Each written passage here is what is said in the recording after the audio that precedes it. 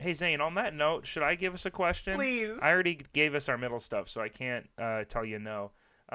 This one comes from Sammy Anderson. Another one from Sammy Anderson. Thank you so much, Sammy. Sammy asks, I was working at Target the other day and noticed that my boss was acting weird and saying odd things. I went home later and Googled the things that he was saying and doing. Turns out he has a demon inside himself, and I'm wondering, how do I get this demon out of him so that he can live a happy life? See, this is another positive, wholesome question that just really is done out of the care for another human.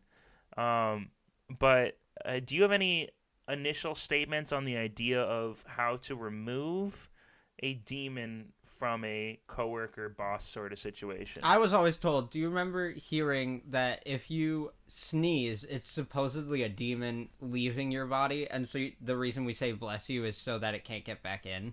I know that is the archaic reason for they actually thought that back then, but now we just do it as part of tradition, which is why I fight against it and look at people and say, you don't got to.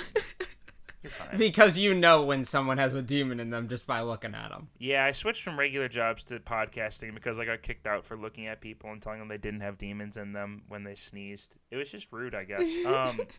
No, I've heard that. I also know that like maybe this is the case. Maybe the tradition is not just a tradition, and maybe it is the truth that sneezing does just get all the little baby demons inside of you, and the big boys is what we're talking about. Yeah, for the little baby demons, you could just like shove a whole thing of pepper up someone's nose, start a sneezing fit. Just a whole black pepper. And then, yes, just stick one big whole black pepper right up the nose. They start sneezing because it's too big, and you just start going, bless you, bless you, bless you, bless you, bless you. Just keep... Yeah, like you're murdering the baby spirits as they come out. Maybe that's like, it's like a little, like a burial service for the baby spirits. Aww. And that's why you say bless you. Like, you're like, I'm glad the spirit's gone, but I just want to commemorate the child spirit that left your body. Okay, also, Zane, did you know that I've actually driven out a spirit? What? Yeah, in a non ironic way, I have literally drove out a spirit. Okay, good. The story goes, because that would be terrible to just say and leave. There was a girl in one of my classes 2 years ago at university, and she was talking about all these weird things that was happening in her house. There was cold spots and doors slamming, and she was the only one who was witnessing these things. And she would hear voices, and weird things would happen. Lights would flicker, that sort of stuff. And her roommates would never notice it. And she didn't really know her roommates that well. And so she was like, guys, there's literally something going on in the house. And they're like, no, you're crazy. And it's like, whoa, what a demon thing to do to drive these roommates like away from each other. I'm like, there is definitely like, I believe ghosts and demons are kind of the same thing in a realistic way. And I was like, I'm going to, call me a Ghostbuster. I'm going to get in that house. I don't know you, but invite me over. I'm going to be going ghost on your house. Can I go ghost real quick in here? Yeah. Can I go? Yeah. So I went over, and I wasn't happy with the joke I was about to make. So I went to her house and definitely like witnessed some really weird stuff going on in the house, and her roommates were gone, and I felt this terrible feeling when I just like was in a room, like the living room there, and said some stuff and was like, "You're not welcome here," and read some Bible verses. Who invited and you? was like, Jesus hates you, and it left. Dang.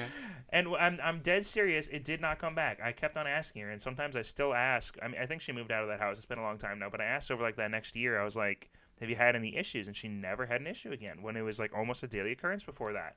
So that is my story of a demon being in a home, not in a person. Jeez. So this is a very different situation, because all of a sudden this person's feelings are getting in the way, because I can't go up to a person and say, get out! Get out of there! Run while you can! I can't do that. Jesus hates you. I can't say that to a person.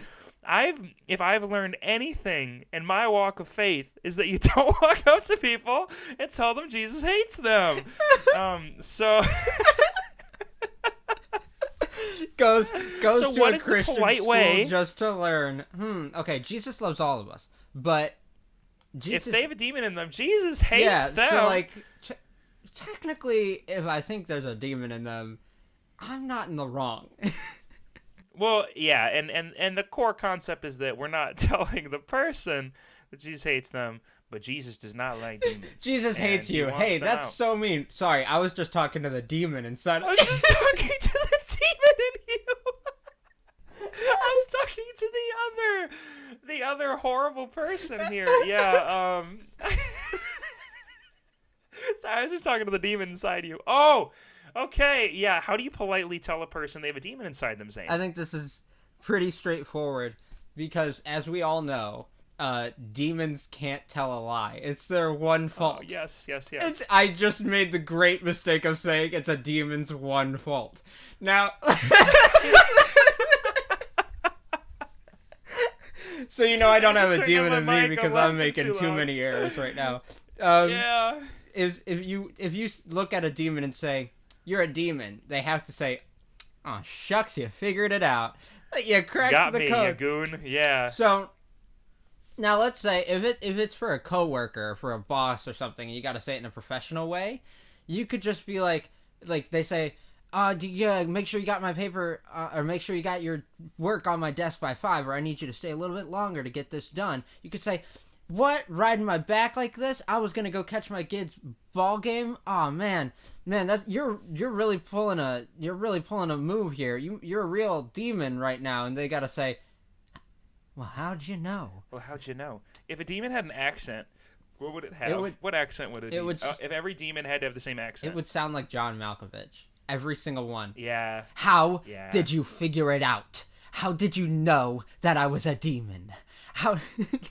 I've been keeping it under wraps for so long. How did you know? Yeah.